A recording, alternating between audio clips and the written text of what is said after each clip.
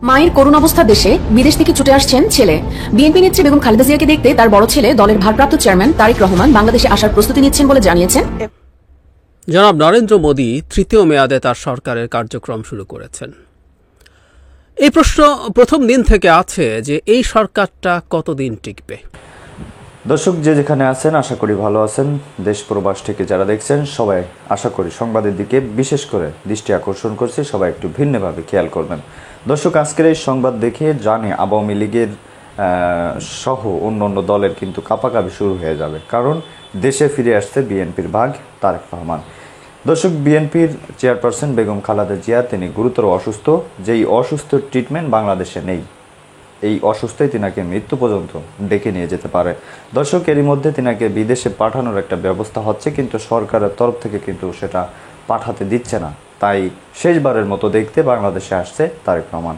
দর্শক কবে নাগাদ তারেক রহমান বাংলাদেশে আসবে সেটা আপনাদের এই ভিডিওর মাধ্যমে জানিয়ে দেব, তাই রিকোয়েস্ট করব কেউ না টেনে রেখে যাবেন। দর্শক দ্বিতীয়ত আপনাদের একটা ভিডিও দেখানো হবে, ছোট্ট করে একটা আকর্ষণ আপনাদের বলে দিই, তাহলে দেখতে আপনাদের মনোযোগ হবে। সেটা হলো নরেন্দ্র মোদী, সবাই তার সম্পর্কে জানেন, তিনি আবারও জয়ী হয়েছেন। তিনার চেয়ার কিন্তু টিকতেছে না বাইরের দেশের চাপের কারণে। তো দর্শক সেটা আমরা পরে দেখব, শুরুতে আমরা দেখে আসি কবে নাগাদ তারেক রহমান বাংলাদেশে আসবেন।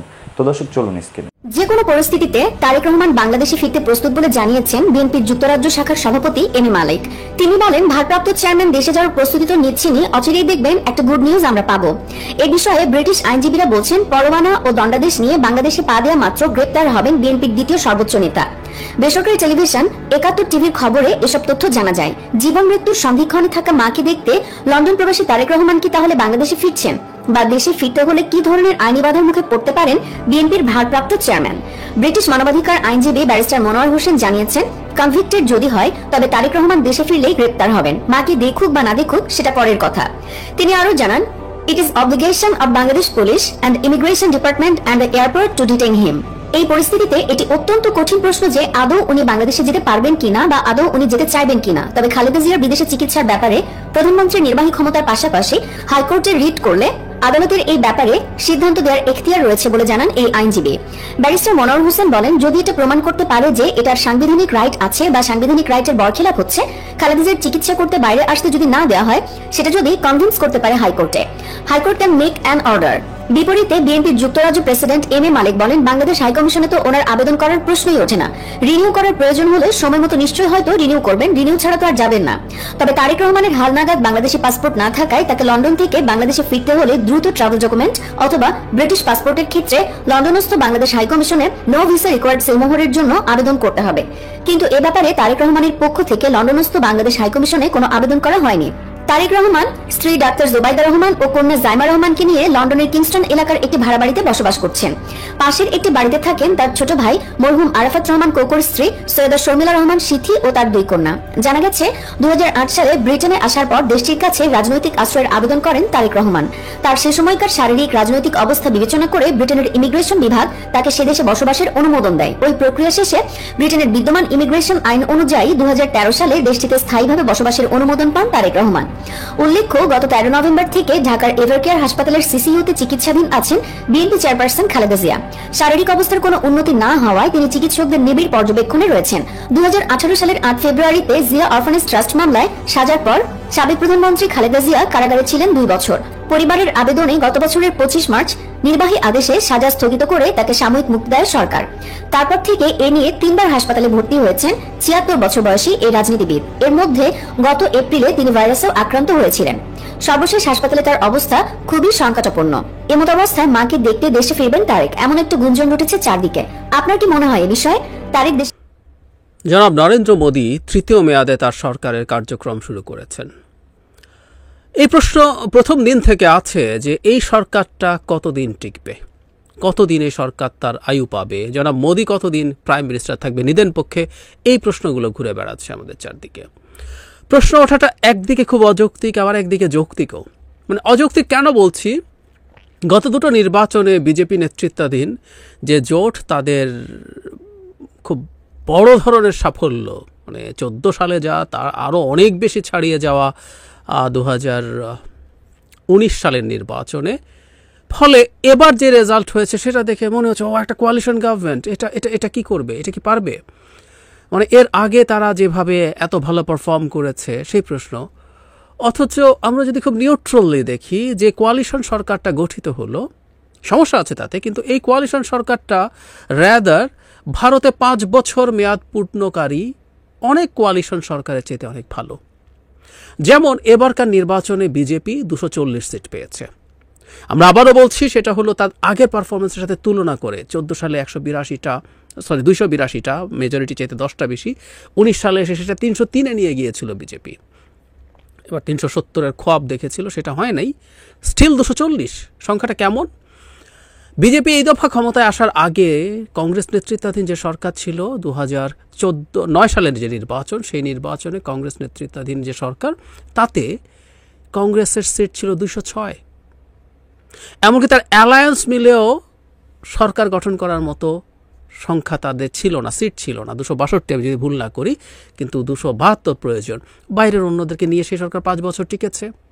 তার আগের সরকারটাও কংগ্রেসের ছিল। 2004 সালে যে নির্বাচনটা হয়েছে তাতে কংগ্রেসের সিট ছিল 145। তাদের জোট মিলে 200 কিছু বেশি হয়েছে, তারপরও তারা অন্যদেরকে নিয়ে একটা জোট তৈরি করেছে এবং সেই সরকারটাও 5 বছর তার আয়ু পেয়েছিল। তার আগে বাজপেয়ীর সরকার, বিজেপি এই মোদির আগের অটল বিহারী বাজপেয়ীর সরকার, বাজপেয়ী তারও আগে একবার খুব অল্প সময়ের জন্য ক্ষমতায় ছিলেন, কিন্তু 5 বছর আয়ু পেয়েছিল। 1999 সালের যে সরকার, সেটা ওটাও বিজেপি সিট পেয়েছিল 182। তার মানে আমরা খেয়াল করি, মানে 272, 182, 90টা শট। ওই সরকারটা একটা পর্যায়ে 23টা দলের কোয়ালিশন ছিল, কিন্তু সেই সরকার 5 বছর মেয়াদ পূর্তি হয়েছিল। তার মানে ভারতে কোয়ালিশন সরকার 5 বছর মেয়াদ পূর্তি আকছার হয় এবং মূল দল যথেষ্ট কম সিট পেয়েও এই ঘটনা ঘটেছে। এটা হলো সবচেয়ে বড় কথা। 2004 সালের যে কংগ্রেসে প্রয়োজনীয় সিট যা দরকার তার অর্ধেকের মতো সিট পেয়ে সে একটা সরকারকে লিড করেছে এবং সেই সরকারটা 5 বছর ক্ষমতায় ছিল। সেই বিবেচনায় 240 সিট নিয়ে বিজেপি তো খুব আরামসে একটা সরকার পরিচালনা করার কথা। আমরা এর মধ্যে অবশ্য জেনে গেছি যে বিজেপি যে 2জন মানুষের উপর ডিপেন্ড করছে, 2জন মিলে প্রায় 30টার মতো সিট আছে। সেই 30টা সিট যদি এদিক সেদিক হয়ে যায়, সেটা হচ্ছে চন্দ্রবাবু নাইডু এবং নীতিশ কুমার, তারা যদি কোনোভাবে বিজেপির ওপরে, এই সরকারের ওপরে সমর্থন প্রত্যাহার করে, তাহলে ঝামেলা বেঁধে যেতে পারে। ট্রু, এটা পারে। এবং এই 2জনের বেশ পল্টি দেওয়ার, মানে তাদের পক্ষ চেঞ্জ করার কুখ্যাতি, আমরা এইভাবে বলতে পারি, আছে। সুতরাং এটা হতে পারে। কিন্তু আমরা এগুলোকে যদি প্রাথমিকভাবে সরিয়েও রাখি, তাত্ত্বিকভাবে যদি ধরে নেই নাইডু এবং নীতিশ কুমার মোদিকে সমর্থন করে যাবেন, তাহলেও কি মোদি, মানে এই সরকারটা কি টিকবে, প্লাস মোদি কি ক্ষমতায় থাকবেন? এটা একটা গুরুত্বপূর্ণ প্রশ্ন হতে পারে। আমি ব্যক্তিগতভাবে একটা জিনিস মনে করি, জনাব মোদি, মানে অবশ্য ভারতের মতো দেশে এটা এক্সপেক্ট করা ভুল, এই ডিজাস্টারাস ফলাফল অন্য নির্বাচনের সাথে বলছি না, তারা যা করছিল, তারা যে হাইপ তুলেছিল, তারা নিজেদেরকে জন্য নিজেরা যে বেঞ্চমার্ক ঠিক করেছিল, তার চেয়ে অনেক বেশি খারাপ করার পর যারা মোদির উচিত ছিল প্রধানমন্ত্রী এবার না হওয়া। এটাই সুন্দর হতো, কিন্তু উনি হলেন, ওনাকে হতে হলো। ওনার যেই তীব্র অথরিটারিয়ান অ্যাটিটিউড আছে, সেখান থেকে এই ডেমোক্রেটিক এই চিন্তা থেকে সরে আসা তার জন্য খুব কঠিন। কিন্তু উনি যখন প্রধানমন্ত্রী হলেন, সমস্যা একটা মোদির নিজের দিক থেকে, আরেকটা তার দল এবং তার মাদার সংগঠন যেটা আরএসএস, তার দিক থেকে আসতে পারে বলে ধারণা করি। প্রথম, মোদির ইন্টারনাল কনফ্লিক্টটা কি? একটা মানুষ আসলে গণতান্ত্রিক ব্যবস্থায় কিভাবে কাজ করবেন? একটা কোয়ালিশন চালানো মানে হচ্ছে এই জোটের মধ্যে আরও গণতন্ত্র। এর মধ্যে দেখা যাবে নাইডু, নীতিশ কুমার তাদের রাজ্যের জন্য এটা চাইবেন, সেটা চাইবেন, মন্ত্রিত্ব নিয়ে বারগেইন করবেন, এবং তারা জানেন যে তার মধ্যে এক ধরনের ভালনারেবিলিটি আছে, সুতরাং তাকে চাপ দিয়ে নানান কিছু অর্জন করার চেষ্টা করবেন। গণতান্ত্রিক ব্যবস্থা এগুলো হয়, এর মধ্যে কোনো সমস্যার কিছু নাই। কিন্তু এই যে মোদি এভাবে এটা একসেপ্ট করা তার জন্য খুব কঠিন। উনি পুরোটা সময় যখন উনি ক্ষমতায় ছিলেন, উনি যখন চিফ মিনিস্টার ছিলেন গুজরাটে 12 বছর, অত্যন্ত সিরিয়াসলি মেজরিটি নিয়ে তো চালিয়েছেনই, অত্যন্ত অথরিটারিয়ানভাবে চালিয়েছেন। এরপর তিনি 10 বছর ক্ষমতায় ছিলেন। এর আগে ভারতের ক্ষমতায়, কেন্দ্রীয় ক্ষমতায় তিনি নিরঙ্কুশ সংখ্যাগরিষ্ঠতা নিয়েছিলেন এবং অত্যন্ত একচ্ছত্রভাবে দেশ চালিয়েছেন। বলা হয় তার সময়ে যখন তিনি গুজরাটে ছিলেন তখন চিফ মিনিস্টার্স অফিস এবং পরে যখন প্রাইম মিনিস্টার হয়েছেন প্রাইম মিনিস্টার্স অফিস ইতিহাসে কখনো এত বেশি পাওয়ারফুল ছিল না। উনি র্যাদার ওই অফিস থেকে চালিয়েছেন, মন্ত্রীরা সেই অর্থে খুব পাওয়ারফুল নন। কিন্তু এবার মোদি যখন ক্ষমতায় আসলেন তার এই অথরিটারিয়ান অ্যাটিটিউডটা এইভাবে থাকবে না, থাকার কোনো কারণ নেই, এটাই সমস্যা তৈরি করতে যাবে। কিন্তু উনি ভেতরে ভেতরে আউট অ্যান্ড আউট একজন কর্তৃত্ববাদী স্বৈরাচারী মানুষ। সেই মানুষটা আবার এখন গণতান্ত্রিক হওয়ার চেষ্টা করতে হচ্ছে, অনেকের কথা শুনতে হচ্ছে, শুনে তাকে সিদ্ধান্ত নিতে হচ্ছে, অনেক কিছু করতে চাইছেন করতে পারছেন না। এই জায়গায় ফিট ইন করা ইজ রিয়েলি ভেরি টাফ। এর আগের দুটো যে কংগ্রেস সরকার ছিল সেখানে মনমোহন সিং ছিলেন পশ্চিমা শিক্ষিত একজন উদার গণতান্ত্রিক মানুষ, তার জন্য চলা কঠিন হয় নাই। একই কথা প্রযোজ্য যারা বাজপেয়ীর ক্ষেত্রে, বিজেপি করলেও এই মানুষটাকে বলা হয় আর right person in a wrong party, whatever, উনি সেই পার্টিটার মধ্যে ছিলেন এবং বিজেপির যে সনাতনী রাজনীতি তার বাইরে ছিলেন, একজন গণতান্ত্রিক মানুষ ছিলেন, ফলে উনি সেই সরকারটা চালাতে পেরেছেন। কিন্তু যারা মোদির পক্ষে এটা কঠিন হবে, বিশেষ করে যখন মোদি এবারকার নির্বাচনে তার ব্যক্তিগত ডিজাস্টারও হয়েছে, তার উপরে চাপ কিন্তু বাড়তে থাকবে। ব্যক্তিগত ডিজাস্টার কোন জায়গায়? আমরা একটা আলাপ অনেকে করছি, সেটা হলো মোদি তার নিজের যে কনস্টিটিউয়েন্সি বারাণসীতে এবার জিতেছেন, কিন্তু যে তার মার্জিন অনেক কমেছে। গত বছর এটা প্রায় 5 লাখ ছিল, এটা এবছর 1.5 লাখে এসে নেমেছে। কিন্তু আরেকটা জিনিস আমরা অনেকে মিস করেছি, সেটা হলো ধরুন 1.5 লাখে মার্জিন কমেছে, তো ব্যাপারটা এরকম হতে পারে যেন মোদিরও ভোট বেড়েছে, বিপক্ষে যিনি আছেন তারও ভোট অনেক বেড়েছে, তাই গ্যাপটা কমে গেছে। অথবা যারা মোদির ভোট ফিক্সড আছে, যিনি তার নিকটতম প্রতিদ্বন্দ্বী সমাজবাদী পার্টি, তার গ্যাপ কমে গেছে, হতে পারত। কিন্তু না, জনাব মোদি গতবারের চাইতে এবার 3 লক্ষ ভোট কম পেয়েছেন। আই রিপিট, উনি 3 লক্ষ মানুষের ভোট কম পেয়েছেন গত নির্বাচনে চাইতে। তার মানে তার যে পপুলারিটি আছে নিজের সিটে, আমরা জানি যে বারাণসী একটা হিন্দু ধর্মের একটা খুব গুরুত্বপূর্ণ তীর্থস্থান, একটা হিন্দুত্ববাদী দলের এই রকম প্রবল পরাক্রমশালী প্রধানমন্ত্রী 3 লক্ষ ভোট কম পেয়েছেন। সুতরাং এই যে ব্যক্তিগত একটা ব্যর্থতা আছে, সেই ব্যর্থতাও তার উপরে চাপ আরও বাড়াতে থাকবে।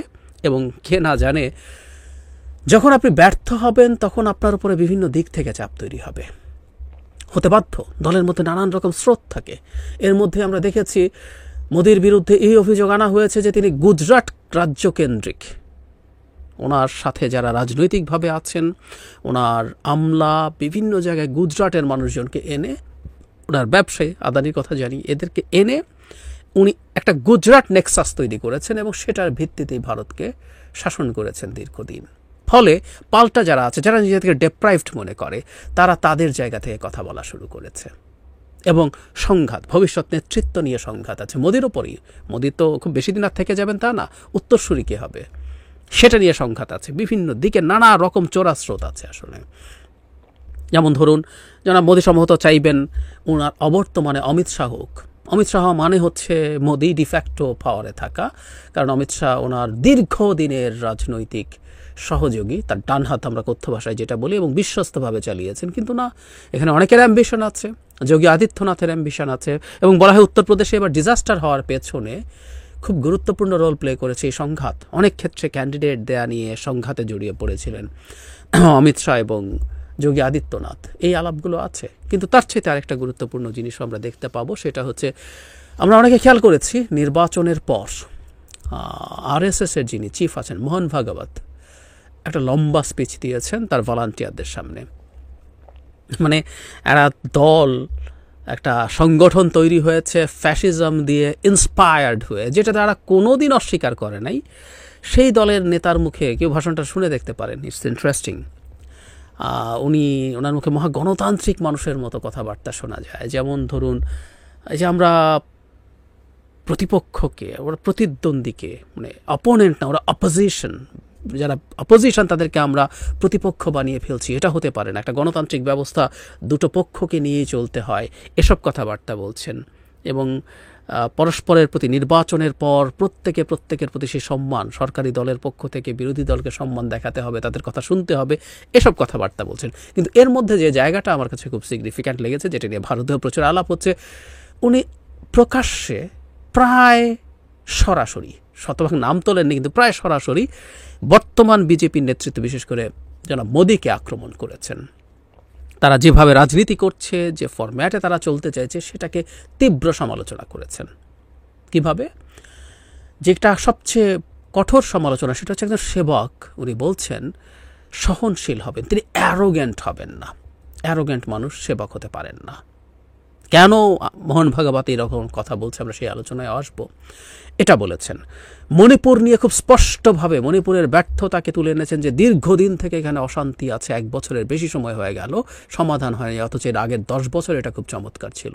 Clear indication. আমরা জানি এই বিভৎস ক্ল্যাশ, বিভৎস হানাহানি, খুনোখুনি, মারামারি হয়েছে মণিপুর নিয়ে। আমি আমার যে পলিটিক্স চ্যানেলে একটা ভিডিও করেছি, আপনারা অনেকে দেখেছেন। প্রায় জেনোসাইডের পর্যায়ে চলে যাচ্ছিল এটা। সেখানে জনাব মোদি একবারও যাননি। সো ওটাকে ইন্ডিকেট করছেন। দুই পক্ষকে সমালোচনা করেছেন নির্বাচনী ক্যাম্পেইন নিয়ে। তার মানে যারা ক্ষমতায় আছেন, বিজেপিকেও তার যে ধরনের রেটরিক তারা ব্যবহার করেছে নির্বাচনের সময়, এই আক্রমণাত্মক ভাষার সমালোচনা করা হয়েছে, যারা মোহন ভাগবত খুব স্ট্রংলি করেছেন। মোদ্দা কথাটা হচ্ছে এক্সিস্টিং বিজেপি নেতৃত্বের বিরুদ্ধে খুব কঠোর বার্তা উনি দিয়েছেন। এর কারণ হলো, আমরা খোঁজখবর যারা রাখি তারা জানি, নির্বাচনের আগে বা এবারকার নির্বাচনে আরএসএস সেই অর্থে ততটা অ্যাক্টিভ ছিল না। আপনি যখন, মানে মোদির ক্ষেত্রে যেটা হয়, আপনি যখন সফল হতে থাকেন, আপনি যখন আরও বেশি কর্তৃত্বপরায়ণ হতে থাকেন, আপনি আস্তে আস্তে আসলে এক ধরনের নার্সিসিস্ট হয়ে ওঠেন, আত্মপ্রেমিক হয়ে ওঠেন। আপনি হিব্রিস সিনড্রোমে ভুগতে থাকেন, যে আপনি গডের পর্যায়ে চলে গেছেন। অবশ্য মোদি নিজকে গডের অবতার দাবি করেছিলেন, আমাদের মনে থাকার কথা। কিন্তু সেটা যখন দাবি করেন, আপনি ভুলে যান আসলে আপনার শক্তির জায়গাটা কোনটা, সেটাতে সমস্যা তৈরি হয়।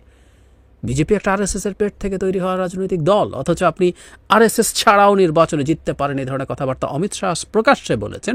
এবং এই নির্বাচনে মোদির হয়তো ইচ্ছে ছিল আরএসএস এরও যতটুকু ইনফ্লুয়েন্স বিজেপির ওপরে আছে, রাখতে চায়, সেটাও শেষ করে দেয়া। কারণ এখন পর্যন্ত আপনি বিরোধীদের কথা শোনেন না, অন্যদের কথা শোনেন না, কিন্তু আরএসএস এর কথা তো শুনতে হয়। জনাব মোদির এবারকার টার্গেট ছিল, আমি খুব স্পষ্টভাবেই বুঝতে পারি, আরএসএসকে এবার নিউট্রালাইজ করে ফেলা। আরএসএসকে নিউট্রালাইজ করে ফেলতে পারলে আপনি দীর্ঘমেয়াদে এবার আপনার একা চলার পথে আর কোনো রকম কোনো বাধা থাকে না। কিন্তু আপনি যেহেতু ফেল করেছেন, আরএসএস তার কর্তৃত্বটা ছেড়ে দেবে না। আরএসএস চাইবে তার কর্তৃত্বটা ফিরিয়ে আনতে, সেই চেষ্টাই মোহন ভাগবতের বক্তব্যে আছে। তো দর্শক, দেখলেন খুবই গুরুত্বপূর্ণ প্রতিবেদন। ডক্টর জাহিদুর রহমান স্যারের মুখ থেকে এতক্ষণ গুরুত্বপূর্ণ আলোচনা আলাপন শুনছিলেন। তিনার এই বক্তব্য কেমন লেগেছে, তিনার সাথে আপনি সহমত কিনা অবশ্যই কমেন্টে জানাবেন। আর শুরুতে দেখলেন জনাব তারেক রহমান, তিনি বাংলাদেশে আসতে চাচ্ছেন। বাংলাদেশে আসলেই যে তিনাকে জেলে ভরা হবে সেটা তিনি জানেন। তারপরেও যে গুঞ্জনটা উঠেছে সেটা সত্য হলে আপনারা খুশি হবেন কিনা অবশ্যই কমেন্টে জানাবেন। যে তারেক রহমান বাংলাদেশে আসবে কিনা অবশ্যই আপনারা জানাবেন।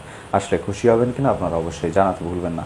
তো দর্শক, ভালো থাকুন, সুস্থ থাকুন। পরবর্তী আপডেট সবার আগে পেতে আমাদের চ্যানেলটি সাবস্ক্রাইব করে পাশে রাখা বেল আইকনটি বাজিয়ে রাখবেন, যাতে করে প্রত্যেক মুহূর্তের আপডেট সবার আগে আপনার কাছে পৌঁছে যায়। তো দর্শক, ভালো থাকুন, সুস্থ থাকুন। আসসালামু আলাইকুম ওয়া রাহমাতুল্লাহি ওয়া বারাকাতুহু।